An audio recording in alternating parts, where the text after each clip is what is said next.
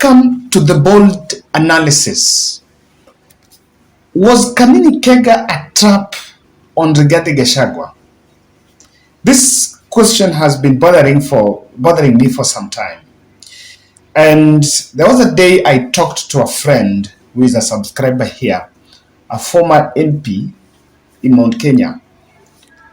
And when I spoke to him, he told me that Uhuru Kenyatta's wheels in Mount Kenya are still rolling. And I sharply disagreed with him. And I was saying that perhaps we are just overrating President Uhuru Kenyatta, and we are putting things in his shoulder that he seems not to be interested in. Because personally, I felt Uhuru Kenyatta had taken a backseat. And he told me that, Kevin, give it time. After some time, you'll come back to me and find out whether what I'm saying is the truth. Now I guess I was wrong. Kanini Kega, who publicly endorsed Rigathi Gachagua as the next kingpin, is crafting a narrative against Gachagua. But then, on whose behalf? To whose interest? I want us to look at that message from Kanini Kega. But before that, there is a clip someone sent to me. Can you listen to it here? Ndio kazi yako ya kukosoa sisi. Kama ulifanya hiyo Rigathi Gachagua, usitudanganye. Walikuwa wakosoa wapi na nyinyi mlikuwa mumeanza kufanya campaign? You are in the same government. So Raila angewakosoa aje? Kwani ulikuwa the different government ama ulikuwa ile ya Uhuru? Juu sasa kusema kama Raila angewakosoa hamungekuwa hapo. Ulikuwa hiyo serikali ya Uhuru. How come sasa unaambia Raila angekuwa hapo? Wacha kutufanya ujinga, fanya kazi yako vizuri. Fanya kazi yako. Wacha kurudi campaign kila saa Raila, kila saa Uhuru, kila saa Ligiji unaongea sana. Na niyakwambia hiyo kuongea kwako sana, the second term utaenda na Uhuru.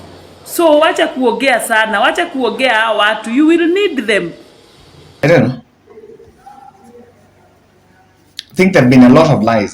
The currency of lies is still in our politics for some time. Maybe it will end.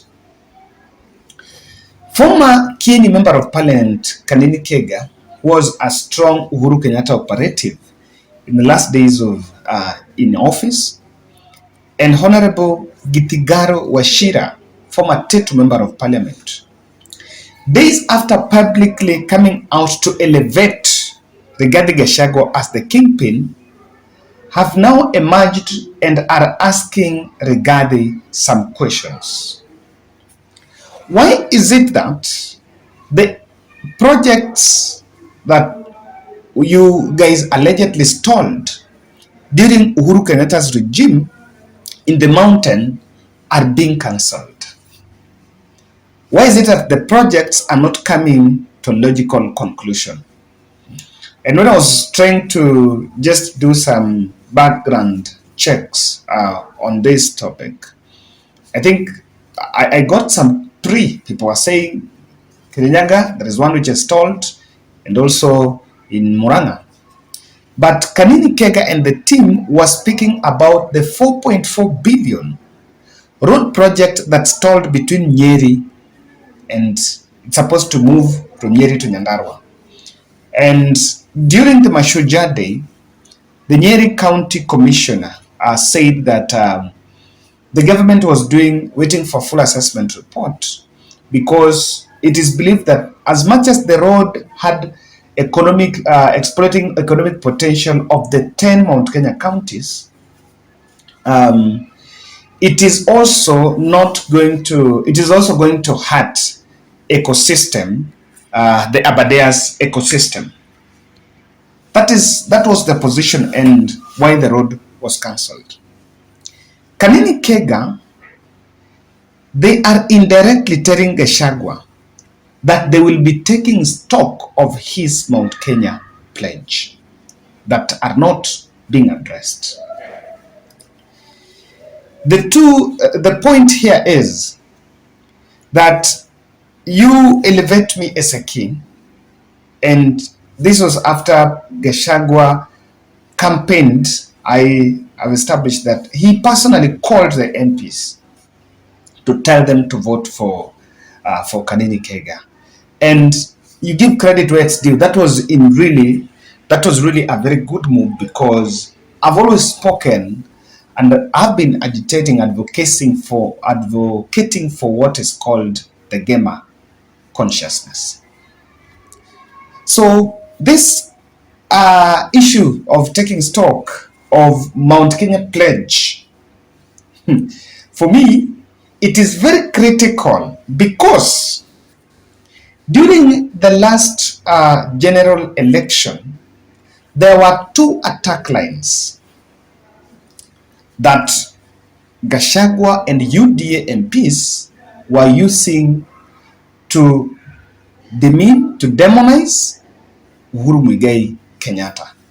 I want us to look at those two attack lines. The one was that Kanini Kega, who was the chair of the budget committee in the National Assembly, was blamed that Uhuru Kenyatta used him to influence budget and divert funds that were supposed to be used to build some road projects in Nyeri and those areas, and they were taken to Kisumu. That was the first line. That was because handshake had influenced government decisions, or rather the government agenda. That was number one. Number two, because of this, Uhuru was blamed to have abandoned Mount Kenya, despite them voting for him twice, overwhelmingly, killing their businesses, and even not nurturing the leaders in Mount Kenya. That's why you've heard about this conversation about we are nurturing leaders. I think saying we are nurturing leaders is you also need to be nurtured. So I'm even wondering who is nurturing who. So supporting Kega was a strong indicator. But my friend told me that, Kevin, Kanini Kega is Uhuru's spy on Rigathi Gachagua and the team. And what they are actually doing is, it is not an indication that Kanini Kega is leaving Uhuru Kenyatta. That's not it. And those who are constructing it that way simply are getting it wrong. Kanini Kega, Sabina Chege, and a host of those Jubilee MPs that were around Uhuru Kenyatta, now the Uhuru doesn't lose anything even if they don't work with him, because Uhuru is not in government. Uhuru doesn't have anything to offer. But with them coming off from that and going to coalesce around Rigathi Gachagua is one showing him that he doesn't have a problem with Uhuru Kenyatta, and Uhuru doesn't have a problem with him. Let me tell you, from my understanding, there is one thing that Ricky G gets wrong. Your enemy, or rather, your antagonist in this country is not Raila Odinga. If Rigathi Gachagua has presidential ambitions, the person that you shouldn't worry about is Raila.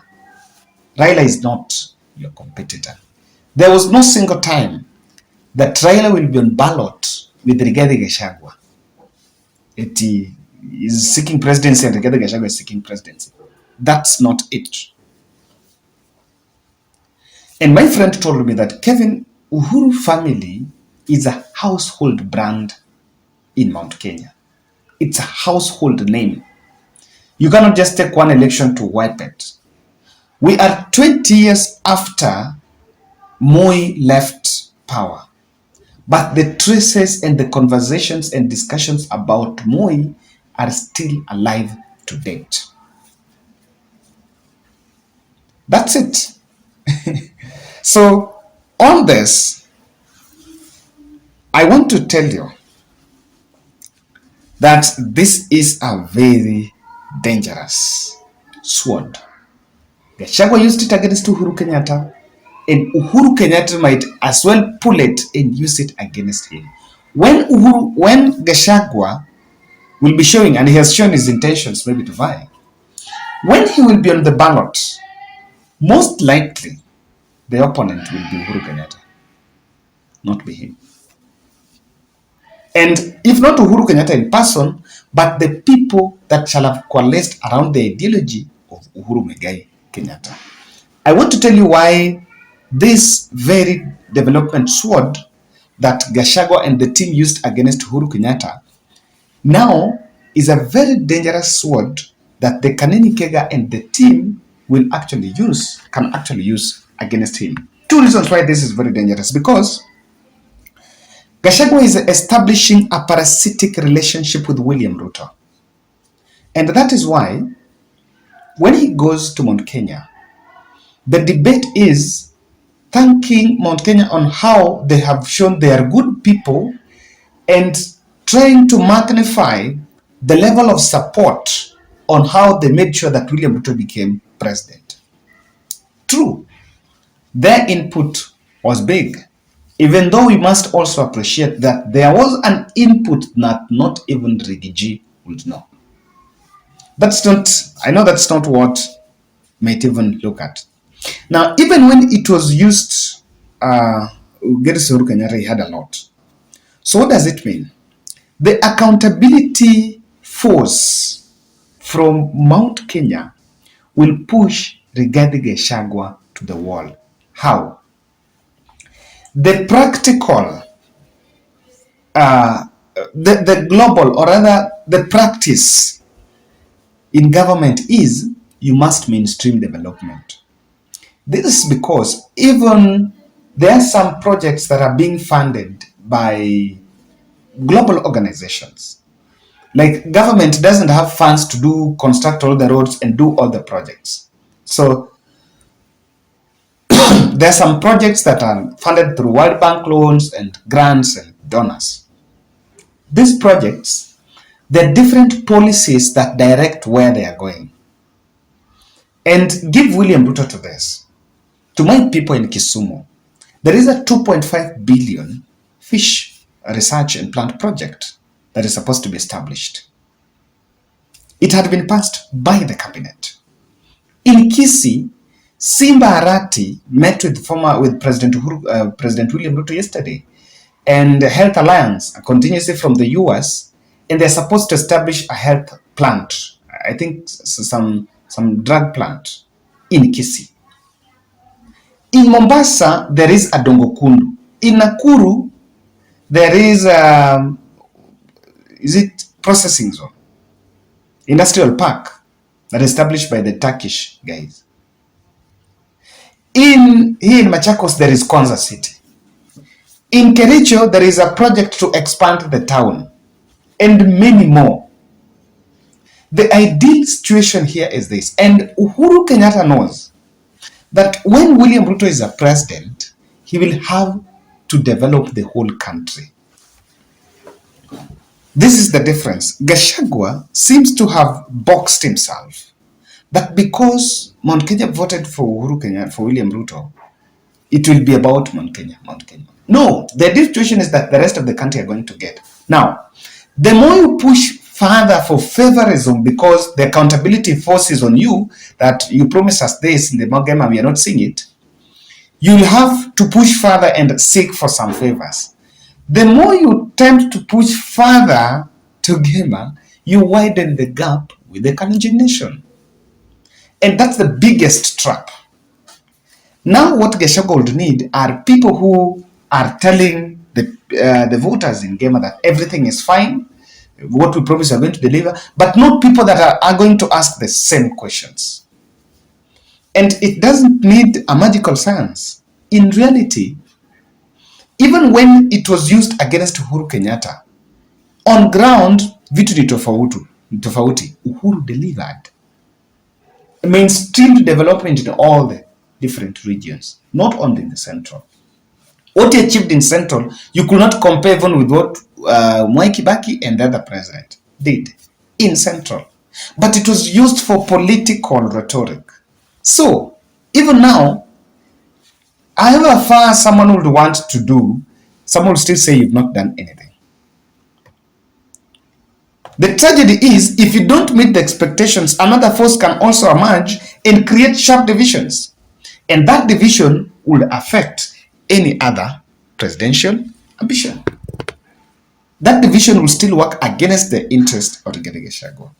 And so this is what I'm saying. The illusion that I have rubbed off Uhuru Kenyatta from Mount Kenya politics will be the template of Rigaji's downfall.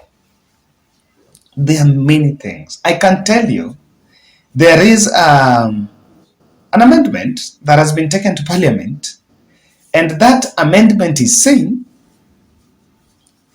that it should pass so that a deputy president will not vie for president. The same with the deputy governors. You know why? So that if a president dies, even if you can do something to your boss and president is eliminated, you don't become president. And you can't vie. So that it tempts the ambition of your deputy president. And I think it should work that way. So that ukitoka deputy president, you live with your deputy. You are at the same office. If it is 2 terms, and I totally agree with this, you are supposed to exit. How about if behind the scene, William Ruto supports that motion? And with the backing of Uhuru Kenyatta and Raila on the other side, they will tame Rigathi Gachagua. So that's why I'm saying that the illusion that you rub off simply because you're not seeing Uhuru Kenyatta in the campaign trail is wrong. Jubilee leaders who are joining Gachagua on ideology of unity will likely create a center of power. At that center of power, the young people that were used to stage a coup against Uhuru Kenyatta might stage another coup against Rigathi Gachagua. This is what I normally say. UDA party was a party to win the election. And it was not entrenched to be really as ODM. You cannot compare UDA and ODM. You know, ODM have been changing Secretary General, this, but that party has been there for, I think now more than 17 years. Do you know that director of elections at ODM between 2022 to now was Junet, and he's still there. Director of elections at UDA is now the chairman of KRA. What does it tell you? That it was a political tool to win the election. When they will be heading for 2027 election, pushing for 2027, they will create another formation and win election. And after election, that will be the end of it. With that, I can tell you that President William Ruto has known that when you control the ambition, when you show ambition in your succession, it doesn't help. And so Ruto will not help Gachagua to seek presidency in this country. That overdependence of Gema, Kalenjin, to Deni, it's neither there. So, what am I saying? That Kanini, Kega and the team should not be underestimated. They're up to a mission. What's your take?